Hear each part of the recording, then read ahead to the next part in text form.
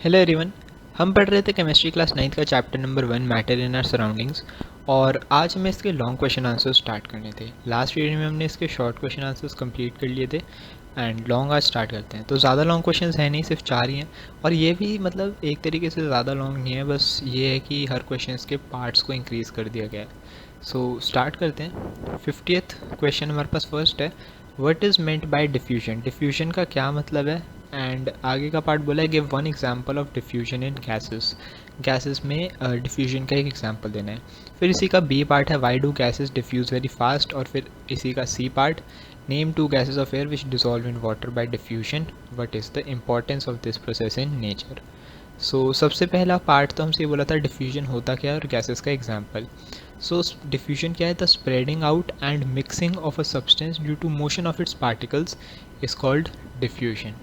ठीक है, without actual mixing it, मतलब हम उसे मिक्स नहीं कर रहे, वो अपने आप it automatically spread out and mixes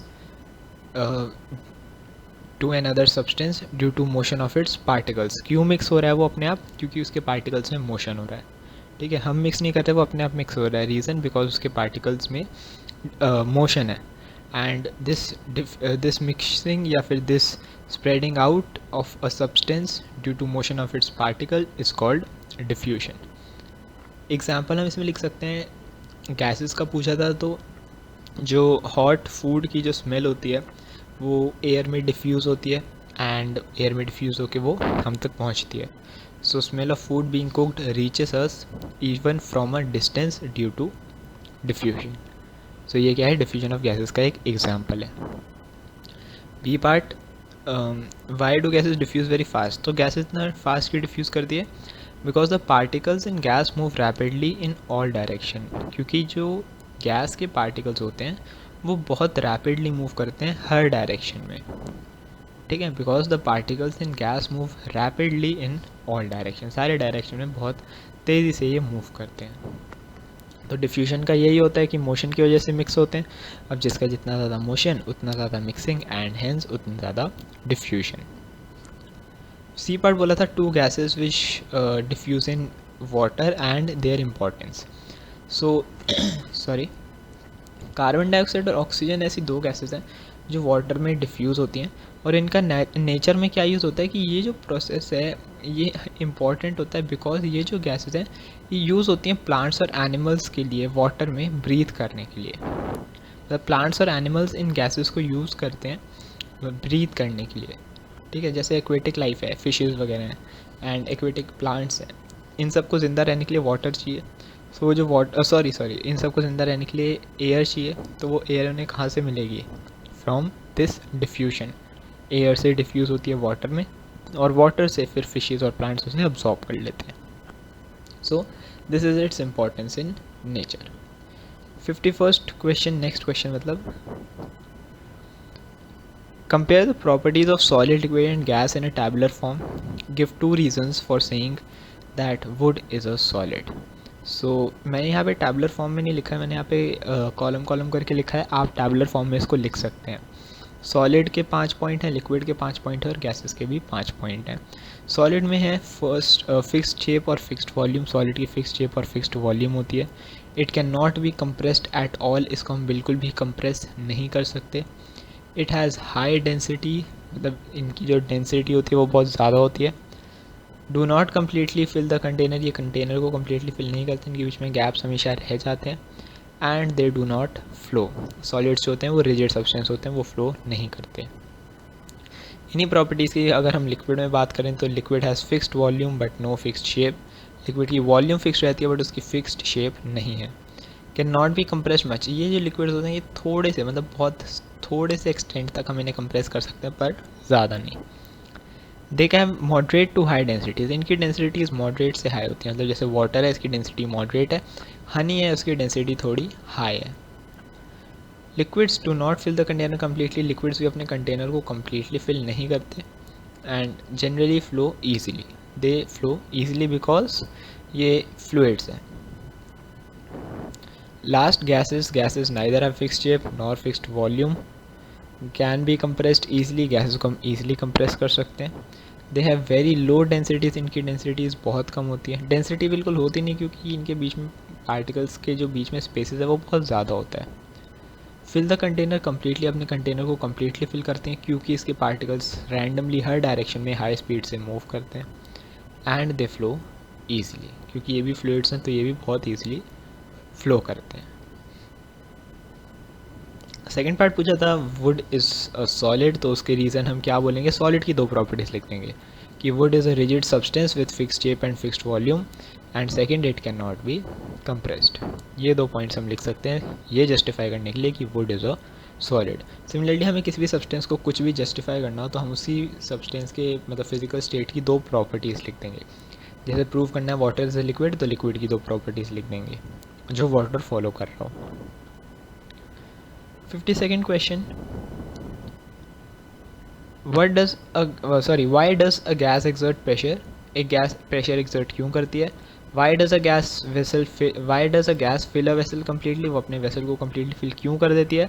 and why are gases so easily compressible? मतलब गैसेस को हम ईजिली कंप्रेस कर सकते हैं जहाँ के सॉलिड और लिक्विड को नहीं कर सकते।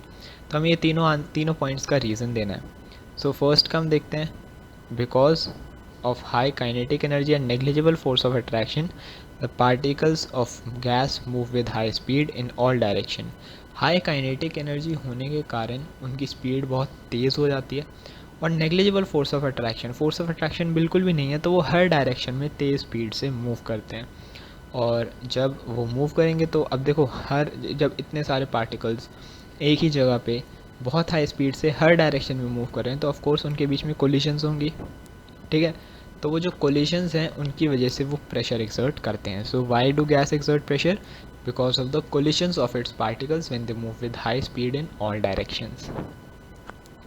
सेकंड बोला था कि सेकंड पार्ट था इसका, why does a gas fill a vessel completely? वो अपने वेसल जो है वो कम्प्लीटली फिल क्यों कर देती है? उसका भी यही रीज़न है क्योंकि वो उसके पार्टिकल्स हर डायरेक्शन में मूव करते हैं, और जब हर डायरेक्शन में उसके पार्टिकल्स मूव करेंगे मतलब कंटेनर के हर एंड पे एक गैस का पार्टिकल होगा, उसका मतलब यही है कि जो कंटेनर है वो कम्प्लीटली फिल्ड है। So due to high kinetic energy and negligible force of attraction among them, the particle of gas move in all direction with high speed and hence fill the container. जब वो हर जगह present होंगे और high speed से continuously move करते रहेंगे तो अल्टीमेटली वो अपने कंटेनर को फिल कर देंगे। सी गैसेस को हम ईजिली कंप्रेस क्यों कर सकते हैं? सो इसमें हम लिखेंगे gases can be easily compressed because, यहाँ पे ईजिली एक बार आएगा, because its particles are far apart and there are large spaces between them. Gases को हम ईजिली कंप्रेस इसलिए कर सकते हैं बिकॉज उसके जो पार्टिकल्स हैं वो बहुत फार अपार्ट होते हैं एक दूसरे से, और उनके बीच में बहुत ज़्यादा लार्ज स्पेसेस होती हैं। तो वो लार्ज स्पेसेस को हम ईजिली प्रेशर लगा के कम कर सकते हैं and hence the gas will be compressed. 53 question, define matter, give 4 examples of matter, what are the characteristics of matter? ये बेसिकली लॉन्ग का सबसे इजी क्वेश्चन है। मैटर को हम कैसे डिफाइन करेंगे? Anything which has mass and occupy space is called matter. कोई भी ऐसी चीज़ जिसके पास स्पेस हो और वो मास, मतलब जिसके पास मास हो और वो स्पेस ऑक्यूपाई करे, उसको हम कहते हैं matter. Anything which has mass and occupy space is called matter. 5 characteristics होती हैं मैटर की, 4 कैरेक्टरिस्टिक्स होती हैं मैटर की। कौन कौन सी? Particles of matter are very very small, जो मैटर के पार्टिकल्स होते हैं वो बहुत बहुत छोटे होते हैं। Particles of matter have spaces between them, particles of matter के बीच में स्पेसेस होती हैं। पार्टिकल्स ऑफ मैटर जो होते हैं, यहाँ पे मैंने 2 पॉइंट्स रिपीट कर दिए। एक होगा कि पार्टिकल्स ऑफ मैटर एक दूसरे को अट्रैक्ट करते हैं। थर्ड पॉइंट, इसमें जो बीच में जो पॉइंट होगा जो मैंने यहाँ पे मिस कर दिया, वो होगा कि जो पार्टिकल्स होते हैं मैटर के वो कंटिन्यूसली मूव करते हैं। यहाँ पे मैंने थोड़ी सी गलती कर दी थी, मैंने 2 पॉइंट्स को रिपीट कर दिया था। तो आप ये थर्ड वाले पॉइंट की जगह पे लिख सकते हैं पार्टिकल्स, पूरा मत कट करो, पार्टिकल्स ऑफ मैटर, ये काट के लिख दो are continuously moving. Particles of matter are continuously moving, कि जो पार्टिकल्स होते हैं मैटर के वो कंटिन्यूसली मूव करते रहते हैं।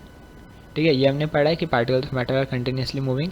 तो ये 4 प्रॉपर्टीज़ होती हैं मैटर की। मैं एक बार रिपीट कर देता हूँ। Particles of matter are very very small, particles of matter बहुत छोटे होते हैं। Particles of matter have spaces between them, particles of matter के बीच में स्पेसेस होती हैं। Particles of matter are constantly moving, जो मैटर के पार्टिकल्स होते हैं वो कॉन्स्टेंटली मूव करते रहते हैं, and particles of matter attract each other.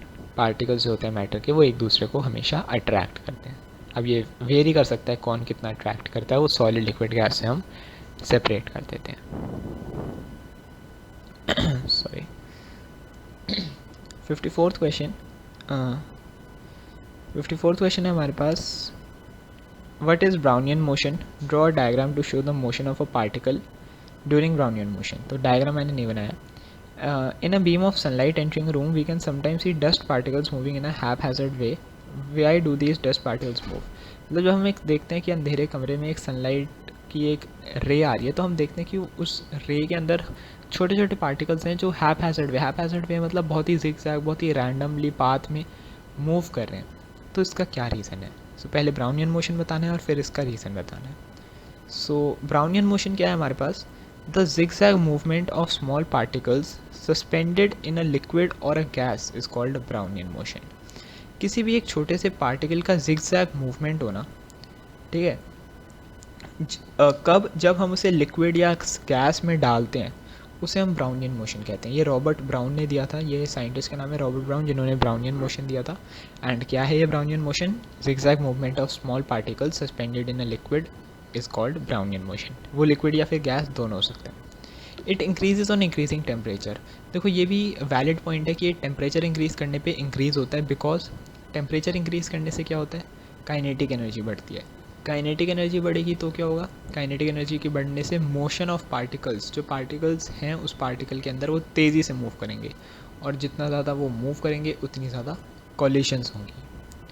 And कॉलिशंस बढ़ने से ही तो ये जिगजैग मूवमेंट और ज़्यादा होगी। जिगजैग मूवमेंट क्यों होती है? क्योंकि जो पॉलन ग्रेन है या जो कोई भी छोटा पार्टिकल है, वो वाटर के पार्टिकल्स जो कंटिन्यूसली मूव कर रहे हैं उनसे टकराता है, और इसीलिए कॉलिशंस की वजह से वो जिगजैग पाथ में मूव करता है। अब टेम्परेचर बढ़ेगा तो कॉलिशन ज़्यादा होंगी और ब्राउनियन मोशन भी ज़्यादा हो जाएगा। सेकेंड पार्ट बोला था इसका, वो हैपहैज़र्ड वे में क्यों मूव करते हैं गैस, मतलब सनलाइट में जो हमें पार्टिकल्स दिखते हैं। तो वो जो डस्ट पार्टिकल्स हैं, they move in a haphazard way because they are constantly being hit by fast moving particles of air. जब वो मूव करते हैं तो एयर के भी कुछ पार्टिकल्स हैं जो हमें नहीं दिखते। डस्ट पार्टिकल्स तो हमें दिखते हैं सन से आते हुए, मतलब सन से आते हुए इन द सेंस वो कमरे में होते हैं, जब सनलाइट आती है तो वो हमें दिखते हैं एयर में, पर एयर के पार्टिकल्स हमें नहीं दिखते। एंड ये जो डस्ट पार्टिकल्स हैं, ये कंटिन्यूसली एयर के पार्टिकल्स के द्वारा हिट किए जाते हैं, जिसकी वजह से ये कोलिजन की वजह से ये जो मोशन है ये हैपहैज़र्ड वे में मूव करते हैं। ये हमें दिखाई देता है कि the dust particles move in a haphazard way, and reason because they are constantly being hit by fast moving particles of air. Air के फास्ट मूविंग पार्टिकल्स इन डस्ट पार्टिकल से लगातार टकराते रहते हैं, और ये डस्ट पार्टिकल्स इसी वजह से हमें लगता है कि हैपहैज़र्ड वे में मूव कर रहे हैं। इसी के साथ हमने इसके लॉन्ग क्वेश्चन आंसर्स कंप्लीट कर लिए। नेक्स्ट वीडियो में हम इसी लक्ष्मी सिंह के जो पार्ट 1 वाला मतलब टॉपिक 1 है चैप्टर 1 का, उसके MCQ क्वेश्चंस स्टार्ट कर देंगे।